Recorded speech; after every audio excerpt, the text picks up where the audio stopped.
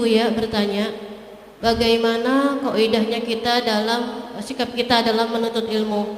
Karena ketika kita menuntut ilmu, akhirnya kita jadi faham tentang aturan halal dan haram ataupun tentang ibadah. Tapi ada bahasa bahwa ketika kita tidak tahu, maka Allah akan mengampuni. Itu membuat seseorang ya udah mendingan nggak tahu daripada sudah tahu nanti malah jadi dosa. Seperti itu. Terima kasih Buya. Assalamualaikum warahmatullahi wabarakatuh. Waalaikumsalam warahmatullahi wabarakatuh. Untuk tahu itu fitrah, semua orang tuh pengen tahu.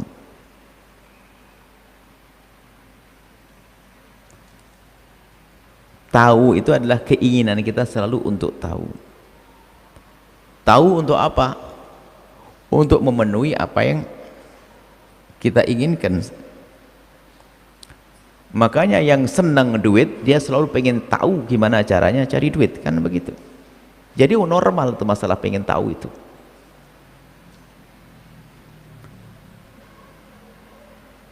Nggak usah takut misalnya nanti nggak, orang ini kenapa urusan agama kadang jadi duit, padahal urusan duit enggak. Padahal apa? Orang itu dirampok karena dia punya uang banyak. Sudahlah, daripada saya dirampok mending saya nggak usah kaya. Ada nggak ngomong gitu? Nggak ada. Urusan duit nggak ada ngomong gitu, tapi urusan agama jadi ada.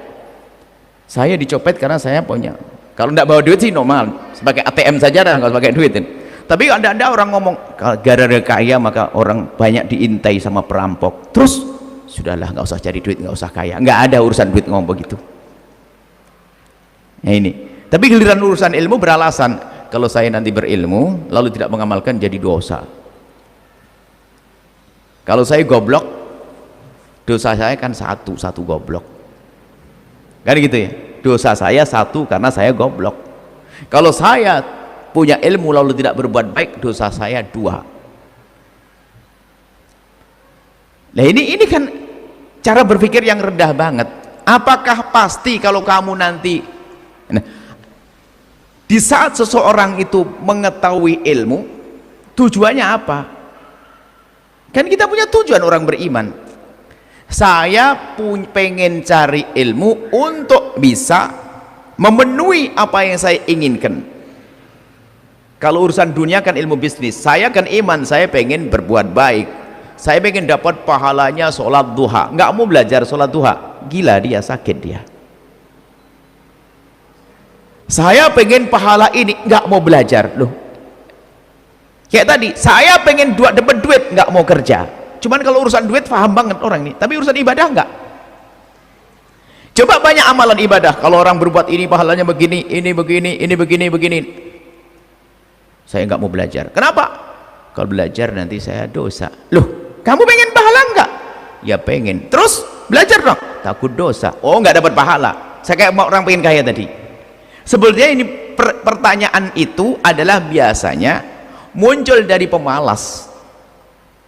Kalau orang punya semangat, enggak, saya harus bekerja jadi duit. Masalah urusan perampok nanti ya kita amankan dengan security segala macam. Saya harus belajar dapat ilmu untuk saya amalkan. Karena apa? Kalau saya tidak punya ilmu, gimana saya bisa beramal? Kalau saya tidak punya ilmu, saya tidak akan bisa berbuat baik. Makanya saya berilmu, belajar. Nah, itu seperti itu. Nah, makanya kalau ada orang membandingkan sesuatu yang tidak ada, ini aneh. Misalnya apa? Ya itu tadi, mending saya bodoh begini daripada saya pinter, nanti tambah saya dosa. Mending tidak usah belajar deh. Sudah tidak usah belajar deh. Kalau kamu pinter nanti tambah dosa. Itu pun gak ada orang ngomong begitu ke anaknya. Sebab umumnya orang itu kalau mengetahui ilmu itu ingin mengamalkannya semuanya.